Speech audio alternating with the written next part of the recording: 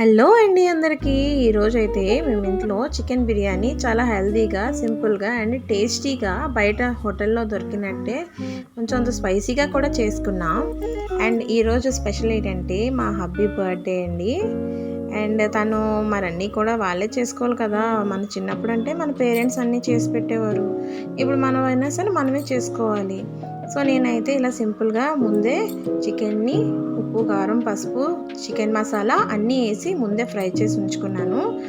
And ఇందులో ఏంటంటే నేను వేసిన ఇంగ్రీడియంట్స్ ఆనియన్స్, తెల్లుల్లి, అల్లం, వెల్లుల్లి, ఇంకా క్యారెట్, బీట్రూట్, మీల్ మేకర్ కొంచెం నానబెట్టేసి వేసుకున్నాను. ఫస్ట్ అయితే ఆయిల్లోని కొంచెం అంత నెయ్యి కూడా వేసుకున్నాను. అండ్ అందులోని బిర్యానీ దినుసులు అవన్నీ వేసి చికెన్ ముక్కలు అయితే మనం మధ్యలోంచి కలుపుతాం కనుక కారంకి అన్నిటికి కూడా మనం ఫస్టే చూసుకోవాలి. మిరపకాయలు అవి చూసుకొని వేయండి. బిర్యానీ మసాలా అండ్ చికెన్ మసాలాను కూడా నేను యాడ్ అయితే చేసుకున్నాను. కొంచెం అంతా వేగిన తర్వాత ఇవన్నీ కూడా ఈ ముక్కలన్నీ కూడా వేసేసాను. బాగా వేగాయి. అండ్ అందులో కొంచెం సాల్ట్ వేస్తే కొంచెం స్పీడ్గా వేగుతాయి, బాగా మగ్గుతుంది. అండ్ అందులోని నేను ఇక్కడైతే ఒక గ్లాస్ ఆఫ్ బియ్యంకి 1.5 గ్లాస్ వాటర్ తీసుకున్నాను. సో నేను అందులో చేస్తున్నట్టుగా ఇలా వేసుకున్నాను. అండ్ వాటర్ వేసాను. అందులోనే కొత్తిమీర కూడా ఎంత ఎక్కువ వేస్తే అంత బాగుంటుంది. దీనిలో ఆనియన్, కొత్తిమీర ఇవన్నది మంచి టేస్ట్ అయితే వస్తుంది. హెల్దీ ఉండాలి కనుక మన ఇంట్లో చేసింది క్యారెట్, బీట్రూట్ కూడా వేసుకున్నాను.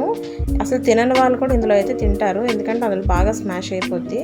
అండ్ అన్నం సగం సగం ఉడికింది అనేటప్పటికి మనం ఈ ముక్కలు అనేవి ఏవైతే కొంచెం గ్రేవీ టైప్లో కూడా వస్తుందండి, ఎందుకంటే మనం ఆయిల్లో బాగా ఫ్రై చేస్తాం కనుక.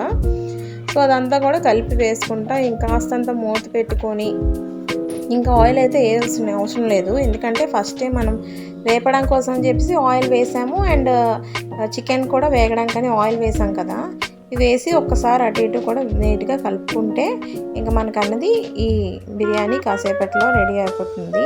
అండ్ మధ్యలో ఒక మంచి హైలైటింగ్ వీడియో ఉంది చూసారా, మా హస్బెండే వండినట్టు ఎంత బిల్డప్ ఇస్తున్నారో.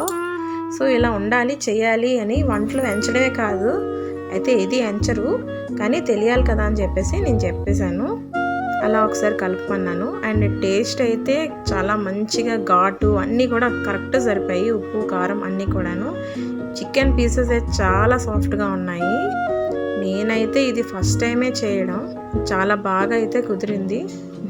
చాలా హ్యాపీగా ఉంది, మంచిగా బాగా కుదిరింది కూడాను.